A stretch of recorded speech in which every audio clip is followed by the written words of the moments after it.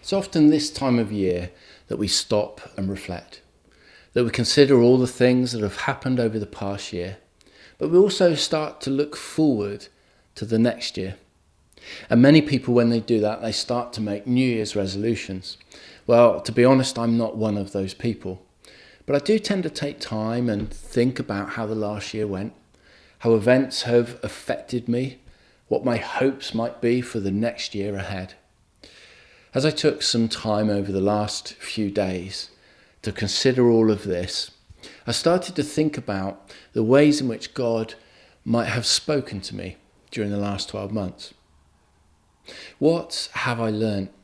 What experiences might have shaped me, helped build my character, and I hope allowed me to become more the person that God would have me be? I'm reminded of several people in the Bible who, when they encountered God, they found themselves no longer satisfied with who they were. And they displayed a desire to be something that they could perhaps only achieve with God's help. One of my favourites is Isaiah, and let me tell you why. And let me tell you a little bit about the account of his experience that we can read about and we find in chapter 6 of Isaiah. This guy was a prophet. In other words, he would hear from God and then he would tell people what he had heard. And he spent quite a bit of time going around telling people what God had told him. There was a bit of a theme to this, and we can read some of the things that he said in chapter 5. Isaiah in chapter 5 has a list of woes, warnings if you like. Woes to the land grabbers, woes to the drunkards, woes to the evildoers, woes to the moral revolutionaries, woes to the intellectually arrogant, and woes to the corrupt judges. You get the idea. I can't imagine it was much fun hanging out with Isaiah. But then something happens. Something dramatic happens in Isaiah's life, and in chapter 6 we read Isaiah's account of his experience at the beginning of a new season of seeing the Lord. Chapter 6 verse 1, this is Isaiah's words, which as I prepared this message I wanted to try and summarise, but I failed miserably because every bit of this scripture felt important to me. So if you'll allow me, I'm going to read Isaiah's account. In the year that King Uzziah died, I saw the Lord seated on a throne high and exalted, and the train of his robe filled the temple. Above him were seraphs, each with 6 wings. With 2 wings they covered their faces, with 2 they covered their feet, and with 2 they were flying. And they were calling to one another, Holy, holy, holy is the Lord Almighty. The whole earth is full of his glory. At the sound of their voices, the doorposts and threshold shook, and the temple was filled with smoke. Woe to me, I cried. I am ruined, for I am a man of unclean lips, and I live among a people of unclean lips, and my eyes have seen the King, the Lord Almighty. What a picture of God the King, mighty, majestic, revered, with heavenly creatures around him, covering their eyes because God's glory was too much for them to look at. And this guy, Isaiah, who'd spent a considerable amount of time telling others why they are in the wrong, now on seeing God sat on a throne, seeing God in utter glory, he realises that he is no better than anyone else. And his response is to cry out, I'm ruined. Because you see, in that moment, he realised just who he is in light of God's glory.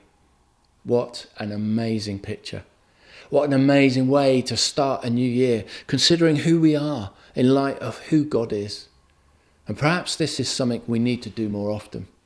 You see, we can get so caught up in the busyness of life. We can so often feel that we have a message perhaps for other people and how they should do things. But I wonder, do we ever consider how we should do things? A new year gives us the opportunity to stop and seriously think, how am I doing? Isaiah, in that moment, in seeing God in all his glory, his first reaction was not, wow, look at me, I've seen God. His first reaction is to say, whoa. See, he sees perhaps for the first time that he's as much a part as the problem than the solution he'd hoped he would be. But this is not the end. You see, when we encounter God in that way, when we have that Isaiah moment and we realise who we really are, it might be quite sobering. It might be quite scary, but God doesn't leave us there. In verse 6 we read,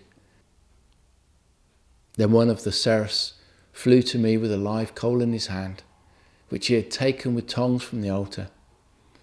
With it he touched my mouth and said, 'See, this has touched your lips.